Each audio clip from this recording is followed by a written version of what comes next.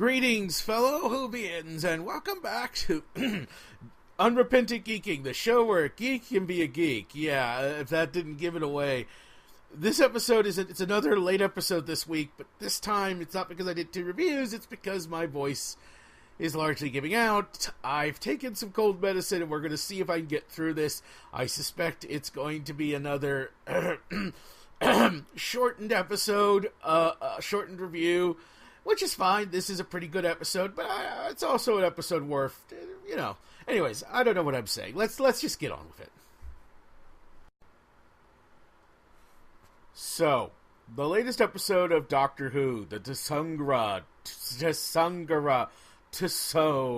boy, this is not something I can pronounce at all, is it? Anyways, this episode continues the trend that we've been seeing so far in Season 11 of Doctor Who, which is namely reestablishing the bona fides of the Good Doctor. Basically, every episode this season has given us some variation off of a classic Who episode. The first episode was, of course, the Regeneration episode. The second was our first Alien Planet episode. The third was our first Historical. The fourth was our first B-movie monster.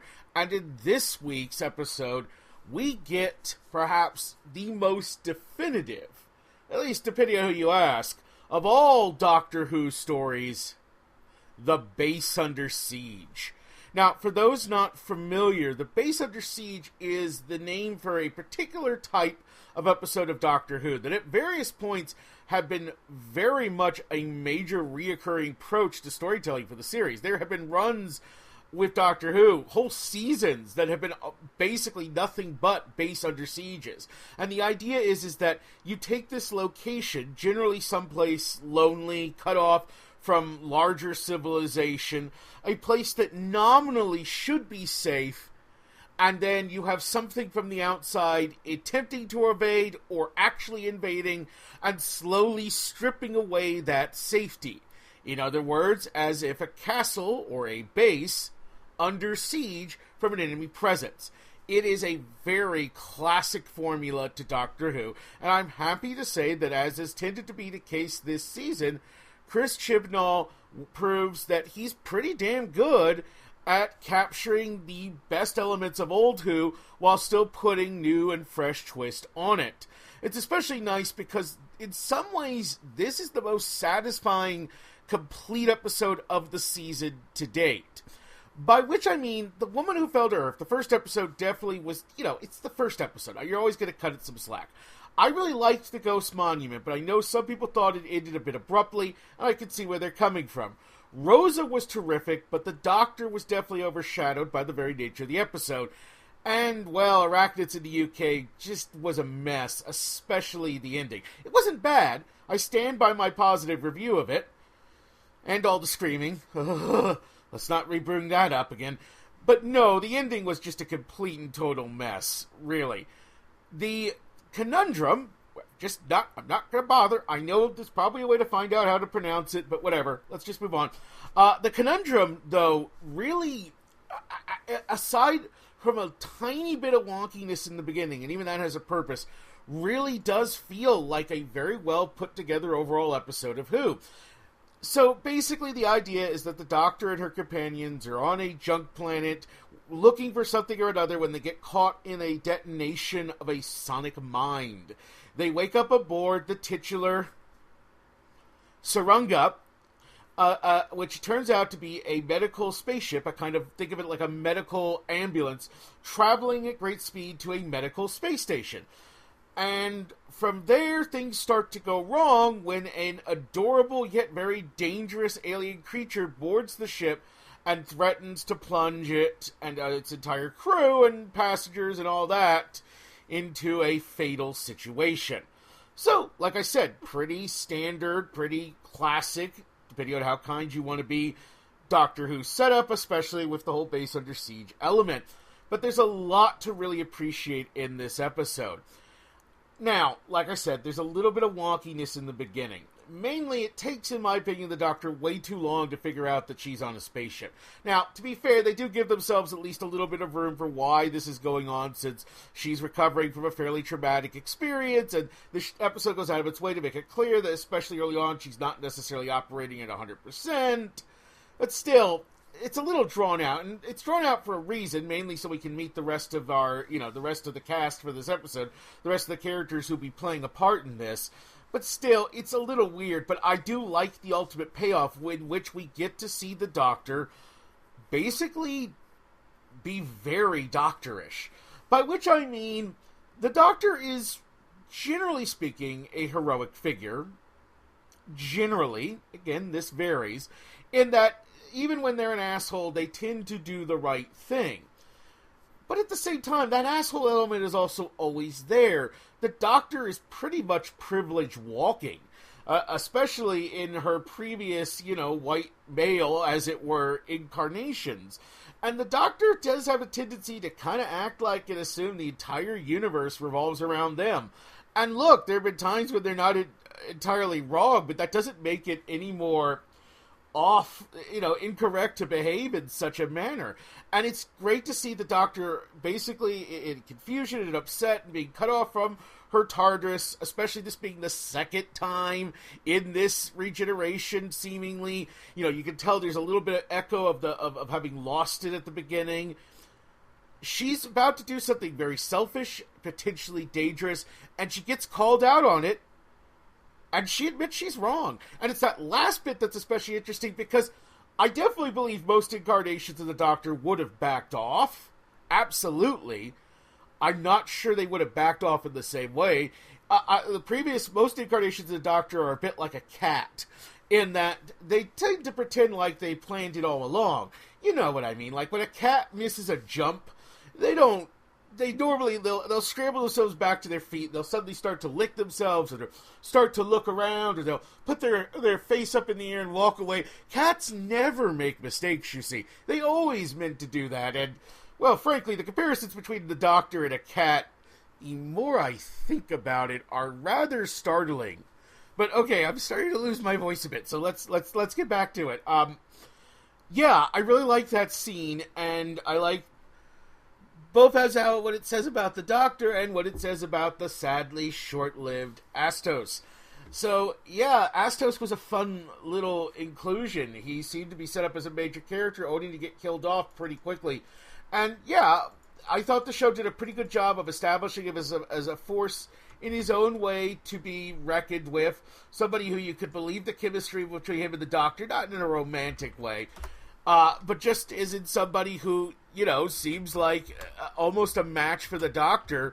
Somebody, again, who, like a number of times we've seen this season, actually, could have been a potential companion if things had gone a different way. Definitely you could see the Doctor wanting him to join up the crew in a different scenario. He doesn't put up with her shit. He really cares about his patients. He's passionate about what he's doing. And then he dies. And his death sets off it raises the stakes, and does a nice job of setting the rest of the plot into motion. Overall, while there's a little bit of oddness in the pacing at the beginning, I thought the Tsuranga Conundrum, wow, I am really losing my voice. I think I'm going to have to make this another short review. Sorry about that, but I'm having real difficulty getting through this, so I'm going to cut through. This won't be the most in-depth review, but that's maybe okay. Yeah, the Tsuranga Conundrum, Jesus Christ, it basically just works. It works really well. It takes a couple minutes to get going, but once it does, it never really stops. And I thought the ending was particularly effective. I thought that wonderful moment at the end where all the characters joined together in prayer, remembering those who were lost, was wonderfully done. Not overplayed, not overdone, not underdone. Just hits that perfect tone, and the way it closes out on that little shot of the Doctor. Again, we really see that, by this point, we should hopefully see the characters starting to come into focus, and with one major exception that hopefully will be corrected next week, that's happening. I really do feel like the 13th Doctor, Graham, and Ryan are all starting to really gel, both as characters in their individual rights and as larger teams, and I liked the subplot. I liked all the little, quick guest characters we got this week.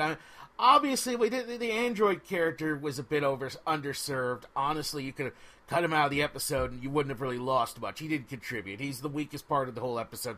But everything else more or less works. I like the brother and sister pair. I like the way they get across that she's somebody fairly important in the Doctor's response. It helps, they do a lot with a little. That's always the thing. Doctor Who almost always has to, especially when they do big episodes they do episodes which are not set on Earth and some familiar time, especially in these, sci-fi set, future set, whatever you want to call them episodes. They have only so much time, and they tend to have to introduce whole worlds and a bunch of characters and make them feel real and lived in. And for the most part, this episode did that, and it did it with impressive economy and aplomb. And I really do have to give credit to Chibnall for what he did. And I think for once, Chibnall nailed the ending. It's been one of his weaker parts in some of these episodes, and I thought this time around he got it pretty right. Again, it's not a perfect episode. This is I said last week's was a B-. This week is a B+. It's very good for what it is, but it's in no way groundbreaking. And that's not a crime. That's not a bad thing. I have no problem with that. And I especially think 5th episode of your first season, if you're still figuring out your voice in this show, that's okay. That's absolutely understandable and forgivable. But yeah, I liked most of it. I thought the comedy largely worked. I thought the emotional bits largely worked. I thought our creepy but adorable little monster really worked. And like I said, I really appreciated that ending. I appreciated the way the different subplots played out. I appreciated the way it built, the little touches. Overall, I thought this was a good episode. And it's a good episode in a way that feels very distinctly Doctor Who. This is a classic Doctor Who setup, and the show nails it. And that's a good sign going forward. That being said, this is also the 5th episode of the season, and it's the 5th episode in a row that's been written by Chris Chibnall. He's written, or at least co-written, all 5 episodes so far this season. And I get that. I definitely get starting out, you're the new showrunner, you're the new boss, you want to, and you're tackling the first ever female doctor at Regeneration, and, there's a lot you got to do, and a lot of change. You want to establish your voice, and you want to prove maybe to everybody, maybe to yourself, that you can do it. But I also think it is going to be good. Now, the next 4 episodes are going to give us different writers. So we're going to have each episode. Chibnall will come back. He's going to write the 10th episode, the season finale, as it were. But the next 4 episodes, episodes 6 through 9, will all be written by different writers. And I'm excited to see where we go for next week, especially. Like I said, I think the weakest element of the show to this point in terms of ongoing stuff is the character Yaz. And this is not meant to be an indictment of Mandip Gill, the actress who's playing her, because she's doing terrific work. Absolutely terrific first-rate work. It's the writing.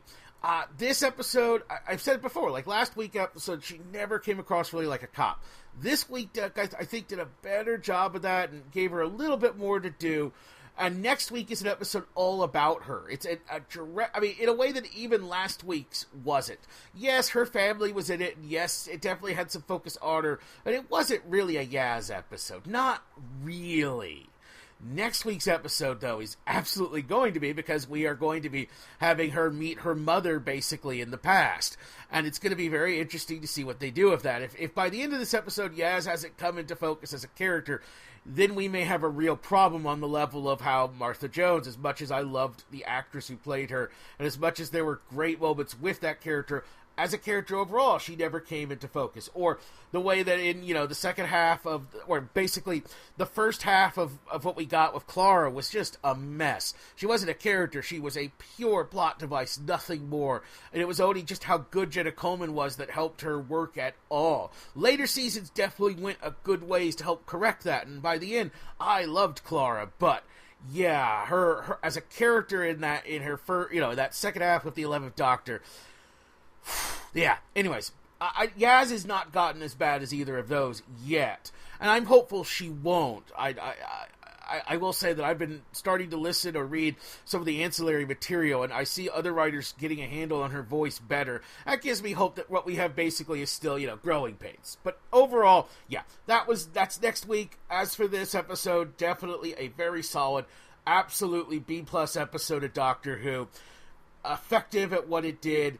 And it's interesting the way that so far we haven't really had the Doctor kill off any of her villains. That's the note I'm going to leave it on. So far, all the villains, as it were, or the antagonist, if you prefer, have, in one way or another, gotten away. And, the first couple of times might be a coincidence, but 5 times in a row, no, that feels like deliberate. I'm not sure where we're going with this. I'm not sure if we are going anywhere with this. Maybe it is a coincidence. Like I said, I read the first Doctor Who book, and actually that one actually does give the villain something of a sticky end, as it were. But that's also ancillary material, so yeah. Anyways, good episode. I think I'm going to cut out now. Going to basically wrap things up here, because obviously I can barely talk at this point.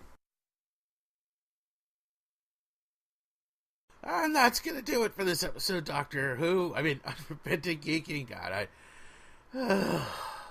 I need to lay down. Thankfully, it's the weekend, and I can lay down, and I can rest, and I can recover, and I can watch the new episode, and hopefully by next week, sooner next week than this week, I'll be able to review that episode, because I'm definitely keeping the review train going. Choo-choo! Yeah, I think the cold medicine's really starting to kick in. So I'm going to leave you with that. Leave you all. Thanks for watching. Thanks for putting up with maybe a bit rougher of an episode than normal. Don't judge me. Or do. Whatever. I'm high on cold medicine. I don't give a damn. Until next time, for Unrepentant Geeking, this is Shaun, wishing you all long days and pleasant nights.